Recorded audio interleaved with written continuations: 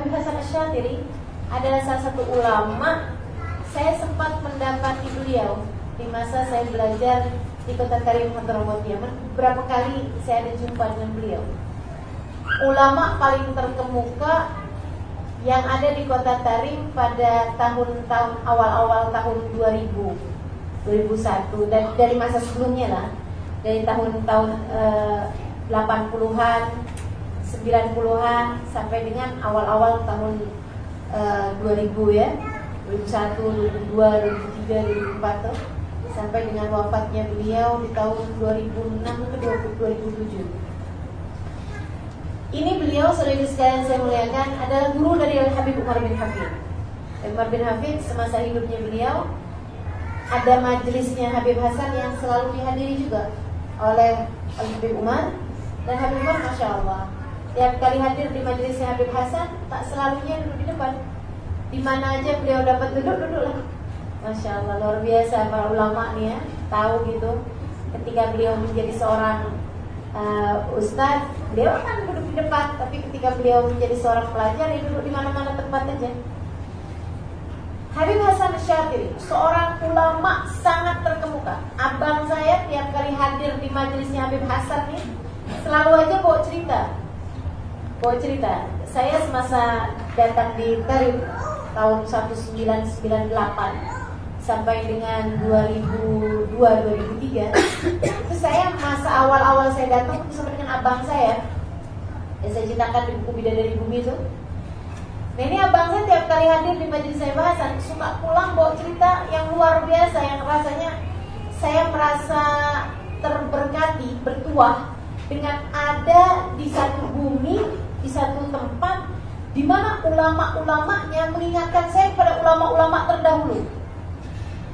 Abang saya cerita, kami lagi duduk semua nih di masjid yang sangat besar dengan ribuan orang yang duduk di majelis tersebut mendengarkan kajiannya Habib Hasan Asy-Syadzili. Tiba-tiba Habib Hasan ambil siwaknya beliau, kemudian siwak tersebut diarahkan sama beliau itu tepat mengenai seorang itu yang jauh sekali dari Habib Hasan. Untuk kemudian Habib Hasan sebut namanya. Habib Hasan Fulan bin Fulan, kenapa kamu bertasbih dan berzikir, pegang tasbih dan berzikir di majelis saya, padahal saya sedang menyampaikan? Itu rasanya tidak masuk di akal bahwa Habib Hasan akan lihat dia, karena Habib Hasan duduk, yang lain juga duduk. Dan itu tasbih kan, mana ada orang pegang tasbih begini? Semua pegang tasbih kan begini ya. Dan itu Habib Hasan lihat, Masya Allah, dia arahkan siwaknya tuh pas tepat ke orang tersebut. Yang bagaimana kalau dipikir dengan kepala juga gitu ya, bagaimana mungkin Habib Hasan hafal nama semua orang yang hadir? Itu ada ribuan orang sekali. Masya Allah. Pernah pula bang saya cerita tuh, dia lagi hadir satu majelis gitu. Kemudian selepas majelis ada salam dengan Habib Hasan. Depan abang saya itu ada seorang orang gitu, ada salah satu santri, salah satu warga daerah Tarim. Dia salam sama Habib Hasan, kemudian Habib Hasan bilang begini sama dia, kenapa kamu hari Jumat ini tak baca surat Kahfi? Itu sampai dia bilang, saya sedang sibuk lagi kejar ada bacaan yang dia dawamkan gitu, yang dia istiqomah. Kata Habib Hasan, boleh aja, tapi Kahfi jangan ditinggal ya. Masya Allah, Masya Allah. Ini ulama zaman sekarang, tapi dengan kapasitas seperti ulama-ulama masa-masa dulu ya.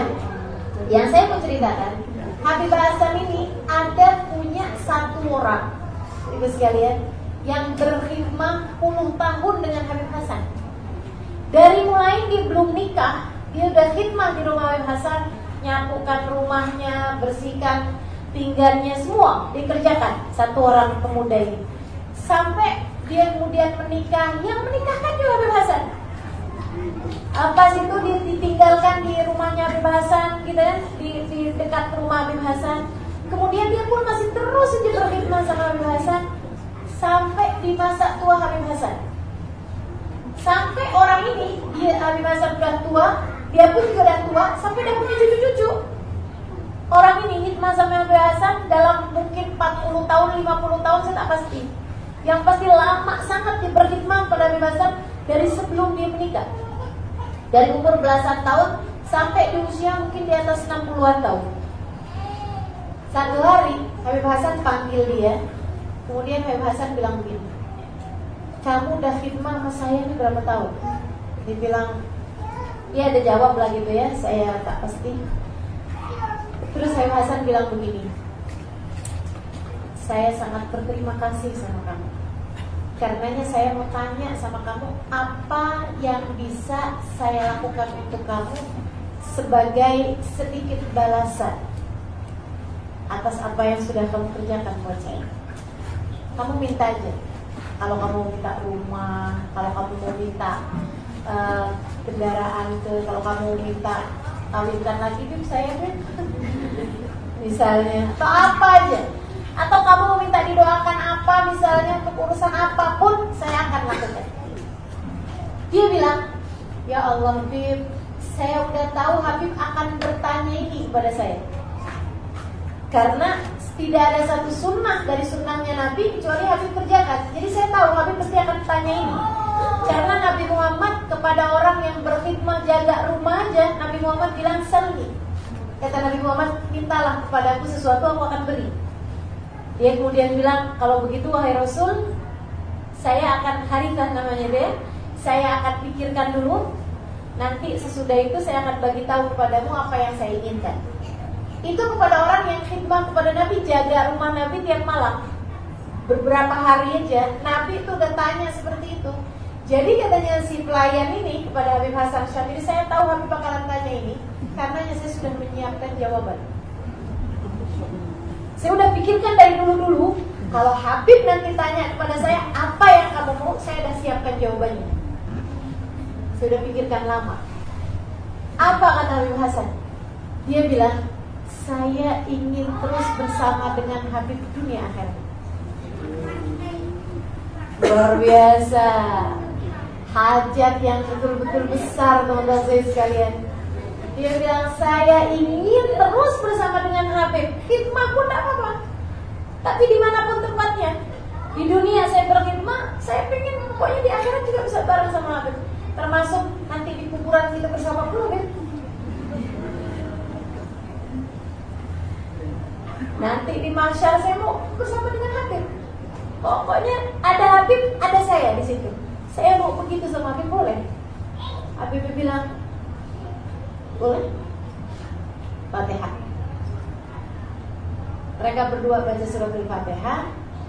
Sampai kemudian, serius sekalian saya muliakan, Habib meninggal dunia. Seperti yang tadi saya sampaikan, tahun-tahun kalau tak silap 2006 ke 2007 Habib meninggal.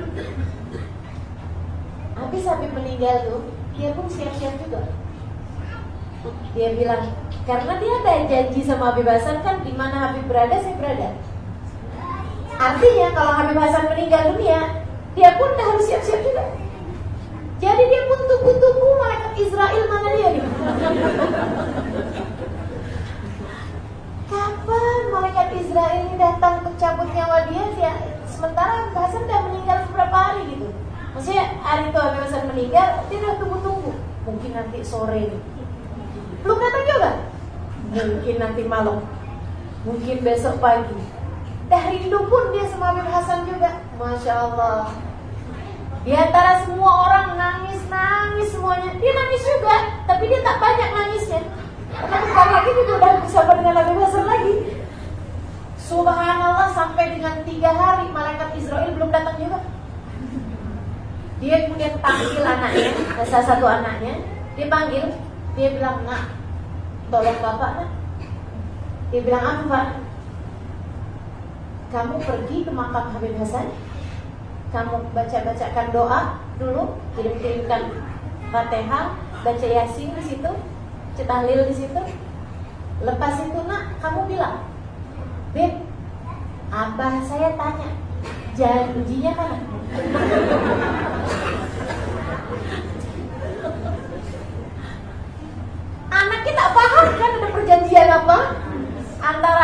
halnya dengan Habib Hasan itu sekalian. Dia pun kemudian datang si anak ini kerjakan apa perintah ayahnya, karena anak-anaknya semua anak-anak yang soleh, anak-anak yang masya Allah semua juga berkat dari hikmah ini tadi. Dia datang ke makamnya Habib Hasan, baca Yasin, baca tahlil, lepas itu tak baca doa pun, dia langsung bilang, Bib, Abah kirim salam. Kata Abah, kata ayah saya, Bib, janji Habib mana? Dia pulang, rumahnya ramai sangat orang. Ayahnya meninggal dulu. Jadi tadi janjinya Allah kirimkan malaikat Israel, kerjakanlah janji Habib Hasan padanya, masya Allah. Bersama-sama dunia dan akhirat.